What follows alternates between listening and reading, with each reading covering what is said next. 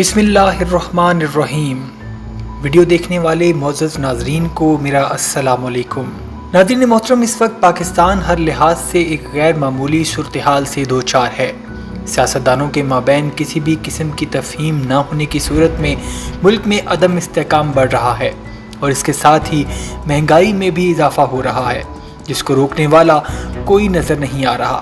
مہنگائی، اس کے ساتھ بے روزگاری کی وجہ سے عوام کے مختلف طبقات میں غربت کے بڑھنے کے ساتھ ساتھ قوت خرید میں کمی ہونے کے سبب بھوک میں بھی اضافہ ہو رہا ہے۔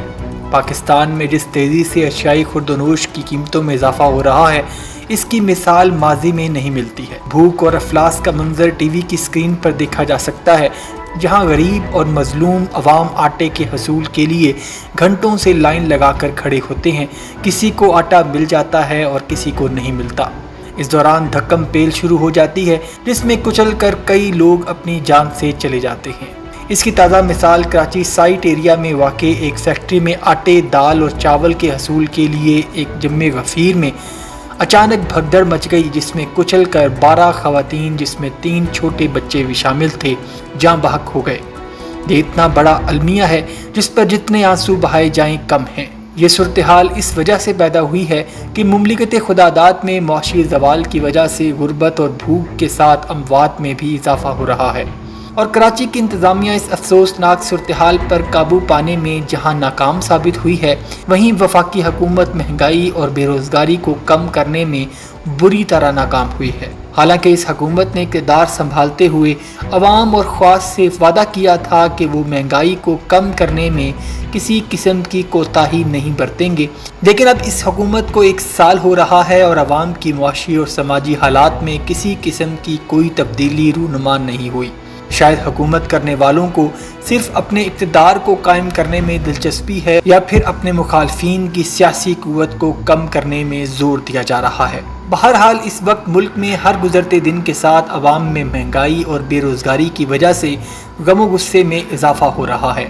یہ غم و غصہ کسی بھی وقت ایک لاوے کی صورت میں پھٹ پڑے گا، جو اس ملک کی سالمیت کو ناقابل تلافی نقصان پہنچانے کا باعث بن سکتا ہے۔ مزید برآں اشیاء خورد و نوش فروخت کرنے والوں پر کسی قسم کا چیک اینڈ بیلنس نہیں ہے۔ یہ عناصر منمانے طریقے سے قیمتوں کا روزانہ کی بنیاد پر تعین کرتے ہیں اور مہنگا سودا فروخت کرتے ہیں، جس کا سارا بوجھ غریب عوام کو بھگتنا پڑ رہا ہے۔ اور رمضان المبارک کے اس مہینے میں جب امیر طبقہ زیادہ سے زیادہ خیرات زکوٰۃ دیتا ہے، لیکن اس کے باوجود معاشرے کا ایک بڑا طبقہ، خصوصیت کے ساتھ سفید پوش لوگ، بھوکا رہتا ہے۔ قوت خرید میں نمایاں کمی ہونے کے باعث یہ لوگ ایک وقت کا کھانا بھی نہیں کھا پا رہے۔ یقیناً ان حالات کو دیکھ کر آنسو نہیں رکتے ہیں۔ اس کے علاوہ بھوک کی وجہ سے مسلسل اموات میں بھی اضافہ ہو رہا ہے، جس کا بہت کم تذکرہ ٹی وی چینلز پر ہوتا ہے، لیکن حقیقت یہ ہے کہ بھوک نے انسانی جسم کی قوت مدافعت کو ختم کر دیا ہے اور موت نے انہیں سلا دیا ہے۔ پاکستان ترقی پذیر ممالک میں وہ واحد ملک ہے جہاں قوانین کا کوئی احترام نہیں کیا جاتا، بلکہ کھلم کھلا قوانین کو توڑا جاتا ہے۔ یہاں تک کہ عدالتوں کے احکامات کو بھی نہیں مانا جاتا، اور قانون شکنی کی اس ناقابل تردید حقیقت نے سماجی رشتوں کو بھی متاثر کر دیا ہے، اور بلکہ باہمی عداوتوں میں بھی اضافہ ہوا ہے، جو ملک میں مسلسل افراتفری کا باعث بن رہا ہے۔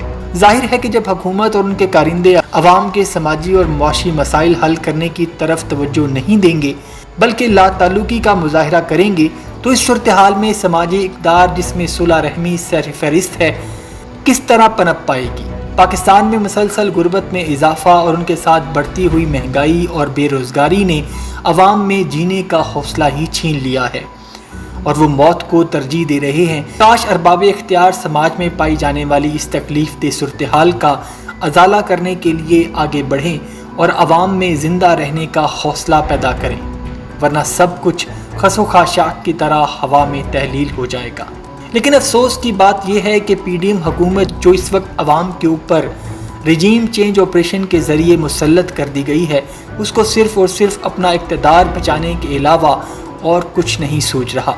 ڈیلی لمبی پریس کانفرنسز میں یا تو ملک کی عدلیہ کو دھمکیاں دی جاتی ہیں، یا پھر اپنے سیاسی حریف کو۔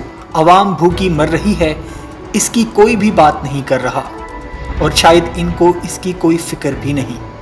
ابھی تک کے لیے اتنا ہی، ملتے ہیں اگلی ایک نئی اپڈیٹڈ ویڈیو میں۔ اپنا بہت سا خیال رکھیے گا۔ اللہ حافظ۔